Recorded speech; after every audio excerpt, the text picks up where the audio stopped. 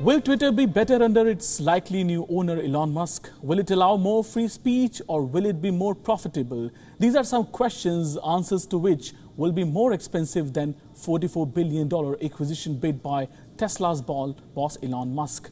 World's richest man he is, and there are some doubts emerging about Musk's ability to take over Twitter, but in all probability he is likely to be the new owner of social media giant.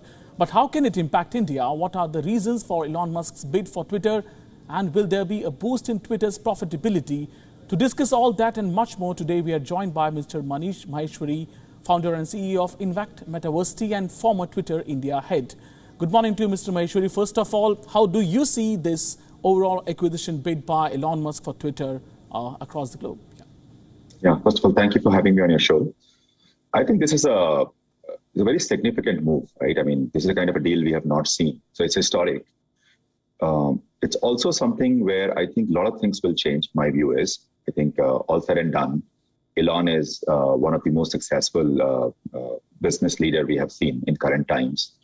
And after successfully doing different things from PayPal to SpaceX to Tesla, I think Twitter is the next thing that he has put his hand on. So my view here would be that, a lot of interesting things are sort of in the pipeline, in my view. I think a couple of things that we will look at is, how should this platform achieve its full potential? I think he has repeatedly said in his tweets as well that he sees far more potential and upside for this Twitter as a service globally, and then he wants to realize that, and that's one thing. Second is he has also come out very strongly about his view of free speech, which is what he said that both sides should be equally unhappy. It's not like if you believe in free speech, we really need to have platform neutrality. So we have to see what his version of free speech is and how that sort of takes shape.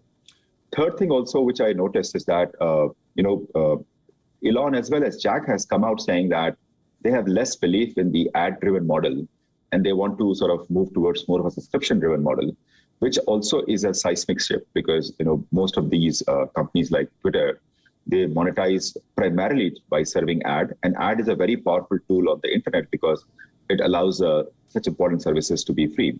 But if you change that business model, we have to see how that goes.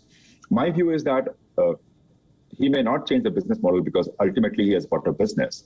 And I think he will have to put together a plan to say, okay, if you transition from one business model to the other, how would that happen? So we'll have to wait and watch. I think, happy to take more questions. And also, Manish, how is it going to change things for India? Will they be changed at all? How does it overall pan out? Do you think any impact on India operations? Yeah, I think my view there is, for most companies in the Bay Area, India is where the growth is coming from now because they're saturated in the US. Many of these companies are not allowed to operate in China. So a major and a growing economy that is left to them is India. So Twitter would look at India in similar way. That's my personal view. And that would mean that they would want to have more growth from India. And that would mean more focus on, having products and relevant customization to serve the needs of the Indian audience. That's what I see. The team in India is small, so I don't see any other impact other than the fact that probably the team might grow in future. That's how I look at it. Okay, and would like to ask, one big thing is profitability. Yeah. Twitter hasn't been profitable for most of the years it has been operating now. What about profitability? Do you think Elon Musk can make it profitable because he has a business mind of different kind? Yeah, I mean, that is the hope. And I think Elon does have a very strong business acumen. So may not be in the short term because there are many other things he may want to change first. But clearly, as the Twitter as a service and a platform grows, and has more users, and if there is a good business model, profitability is going to be a function of that. So I do hope that things on the business side and the property side will also improve in future under Elon. But there are doubts also in investors' mind that he can also take a U-turn. After all, a breakup fee is just $1 billion. He is known to have taken U-turns at the last moment as well. So do you think there is any possibility he can also take, the kind of person is he can take a U-turn completely on Twitter? Yeah, there's always a possibility, or a no, I would say no. Because unless the deal is done, it is not done, right? So that is always a possibility. But I don't know, how things will progress from here because there's a lot of regulatory approvals needed. Also, he has to get his financing together. There are many other steps in the process. And if Elon were to walk away, that would put Twitter in a very, very bad shape, right? So we'll have to wait and watch. I think one leading indicator to note is, does his tone change towards Twitter? Like right now, if you look at what he's tweeting about, he's criticizing many of the executives. Now, that is fine to establish the case that things need to be fixed. But when you become the owner, then you need to then think about, okay, what am I really acquiring? What is good in that? And how do I even make it better? So if you see that his criticism dies down and his tone changes over a period of a few months, in the next few months, then we know that the probability of deal getting closed is high. On the other hand, if we don't see a change, then it is very likely that deal may not happen in that situation. Manish, you also you are co-founder and CEO of Invact Metaversity.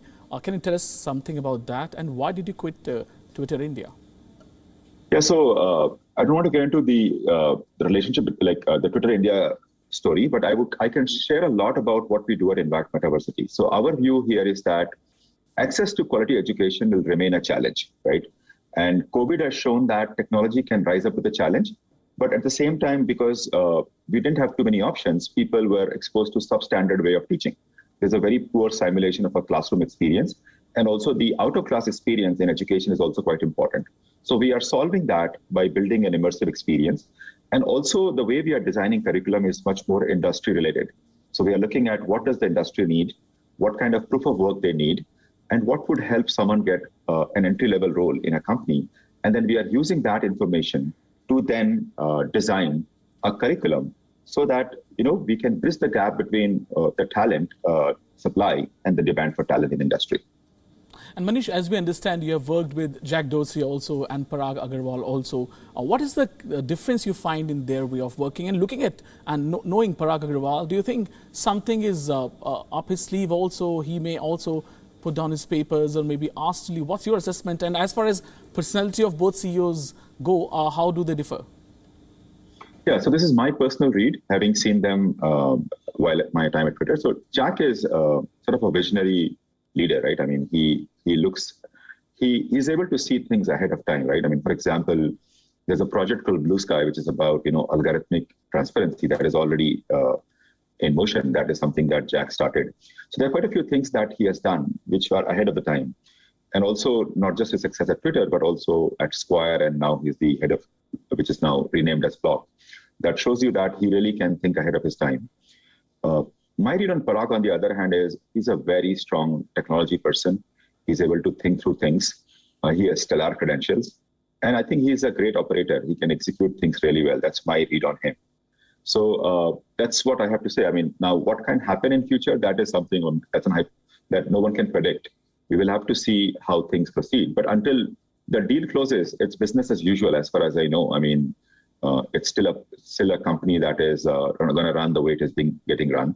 And I think once deal closes, I think the fact that it become a private company would mean that the board of directors would get dissolved. There would be other set of leadership which will come in, and that will then determine how the rest of the executive team shapes up. So one last question to you, Manish, before we let you go. What is there that Twitter cannot be profitable, hasn't been too much profitable as compared to Google, Facebook, all of them?